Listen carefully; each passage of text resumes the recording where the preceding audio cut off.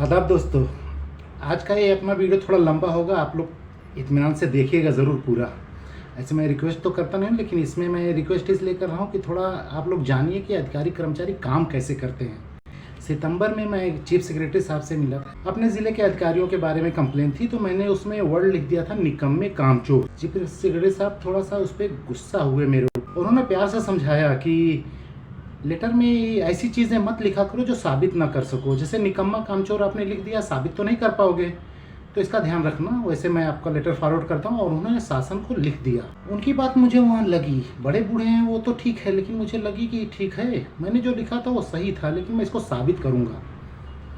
वहाँ से मैं चला आया और उस पर सच में कार्रवाई हुई। शासन ने सीडीओ के खिलाफ कार्रवाई करने के लिए नियुक्ति अनुभाग को लिख दिया और वहाँ प्रोसीजर चालू है। मेरी थोड़ा सा काहली है जो मैं नहीं वहाँ जा रहा हूँ, मैं जाऊँगा तो उसके बाद कार्रवाई हो जाएगी।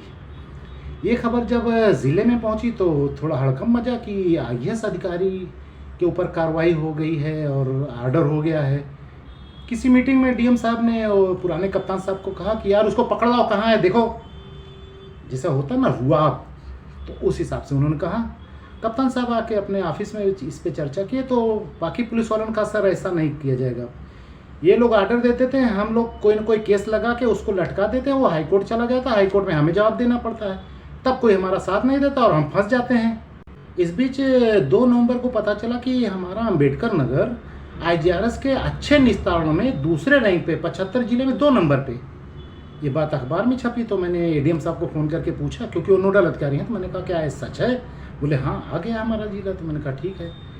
तो 31 अक्टूबर तक से कुल 2800 शिकायतें पड़ी थी, जिसमें 1700 निस्तारित हुई थी।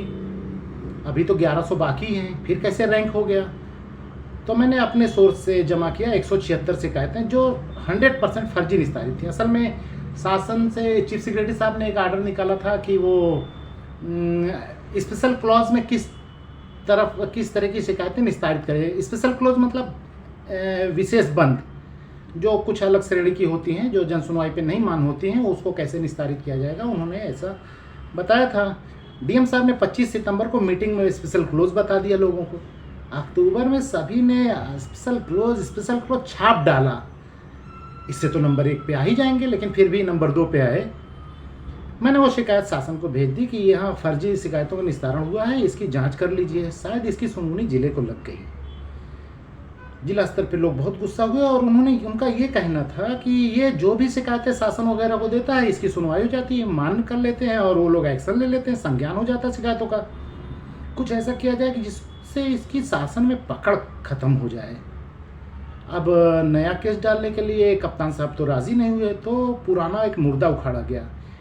जनवरी 2022 में एक गुंडा एक्ट के लिए नोटिस आया था, जिसे अपर जिला मजिस्ट्रेट देख रहे थे, लेकिन उन्होंने जब मुझसे जवाब मांगा और मैंने जवाब दिया तो उनकी हिम्मत नहीं हुई उसको फाइनल करने की।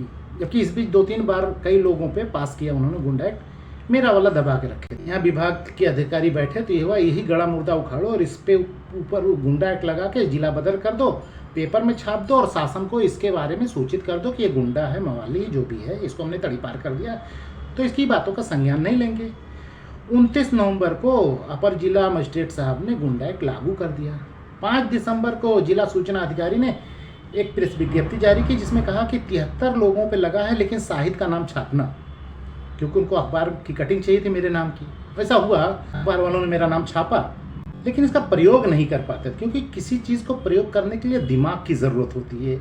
अब ये क्या कि किसी पे गुंडा एक्ट लगाया है तो शासन को कैसे अवगत कराओगे? ये तो भाई पुलिस का काम है और न्यायालय का काम है, इसको शासन क्या करेगा? जब शासन कभी ऐसी कोई रिपोर्ट मांगे तो दी जाएगी, ऐसे कहाँ लेके कूद पड़े, ये लोग के दिमाग में नहीं आ रहा था। और मुझे सब प्रक्रिया मालूम थी, ये सब किया क्यों गया है। मैंने एक फॉर्मेट बनाया शिकायतों के फर्जी निस्तारण के लिए, साहित्य की शिकायतों के लिए, और वो फॉर्मेट किसी तरह एक अधिकारी को पहुँचवा दिया।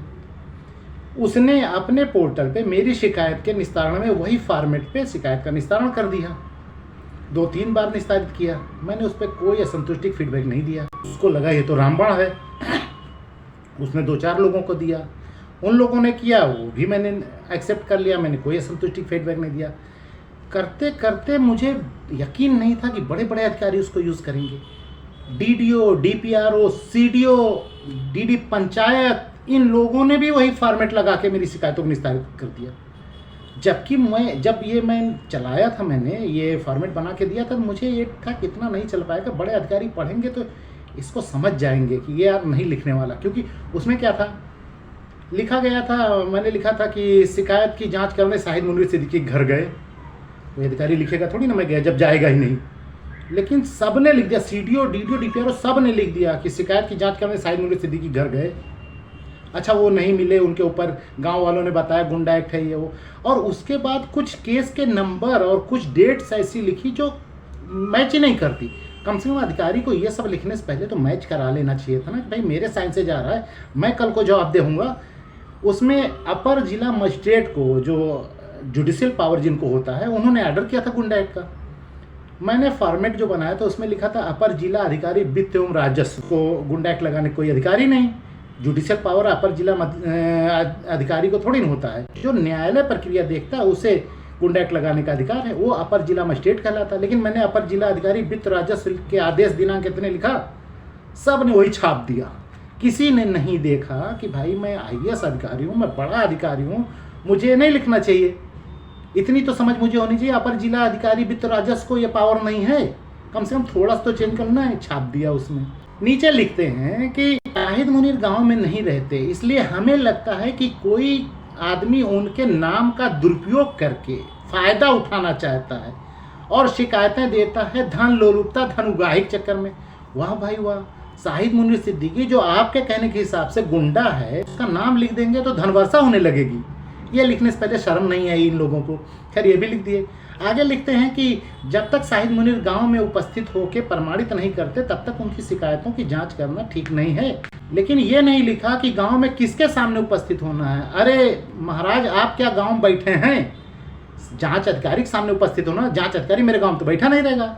अब मैं किसी दिन जाऊं वहाँ, किसके सामने उपस्थित हूँ? लेकिन वो लिखे, जो मैंने छाप दिया था वही वो भी छाप दिए। अगर मैं इनसे पूछूं, जैसे सीडीओ साहब हैं, उन्होंने लिख दिया, मैं अगर पूछूं कि सीडीओ साहब किस दिन आप मेरे घर गए थे, लॉगबुक दिखाइए अपनी गाड़ी की। लॉगबुक में लिखा होगा, सरकारी गाड़ी से गए होगे ना, उसे लॉगबुक पे नोट होगा हुसैनपुर मुसलमान गए थे, जिले से 40 किलोमीटर ऐसे से गए थे, वहाँ इस काम से गए थे। अभी दाचियार देंगे। डीपीआरओ की भी लॉगबुक होती है, डीडीओ की लॉगबुक होती है, डीडी पंचायत वो भी लिख दिया। अरे वो तो मंडल स्तरीय अधिकारी है यार, बेवकूफ़ तू कब गया था वहाँ? लेकिन नहीं, छप गया तो छप गया यार, चलो जाने दो, एक मुद्दा मिल गया जिससे साहित्य को परास्त हो जाएंगे। अब मामला ये आया कि मैंने चीफ सेक्रेटरी से कहा था कि निकम्मे कामचोर हैं, तो वो गुस्सा हो गए थे। अब फाइल बन गई है, अब मैं उन्हें दिखाऊंगा कि सर मैंने जिनको निकम्मे कामचोर कहा था, आप कह रहे थे साबित करना आसान नहीं है, मैंने निकम्मा कामचोर के साथ नकलची भी साबित कर दिया है। ये लीजिए फाइल और अब कार्रवाई कीजिए, तब इनको पता चलेगा कि नकल करने में भी अकल की ज़रूरत होती है। वैसे ये लोग अपना कुछ नहीं बिगाड़ते, इनका क्या है, नौकर हैं, छोटे बड़े पद पे कहीं कहीं आज नहीं कल रहेंगे। नुकसान सबसे ज़्यादा सरकार का हो रहा है। योगी जी को पूरी दुनिया जानती है, वो करप्ट नहीं है, एक पैसा नहीं लेते, उनके विरोधी भी जानते हैं। लेकिन ये लोग हैं, नाम गंदा कर रहे हैं, छिछिलेदर मचा रखी है। अब मैं सिर्फ इतना अगर कह दूं कि योगी जी के जो ये नवरत्न हैं सब निकम्मे कामचोर हैं, नाम तो योगी जी का आएगा, जबकि उनकी यहाँ कोई गलती नहीं। करप्ट ये हैं, नकल ये कर रहे हैं, जालसाजी ये कर रहे हैं, नाम सरकार का बदनाम होगा। जहाँ तक मैं योगी जी जानता हूँ, जिस दिन उनके पास खबर गई उल्टा टांग देंगे। उनको ये सब नहीं, वो पहले भी नामी थे, वो महंत थे, उनका पहले से सम्मान था। आज भी मुख्यमंत्री पद छोड़ देंगे, उनका सम्मान कम नहीं होगा। बाकी लोग मुख्यमंत्री पद छोड़ते हैं, वो देखिए शिवराज सिंह क्या कह रहे थे, अब कोई पूछता नहीं। योगी जी को पूछने वाले कम नहीं होंगे, वो तो अपना मठ चलाएंगे।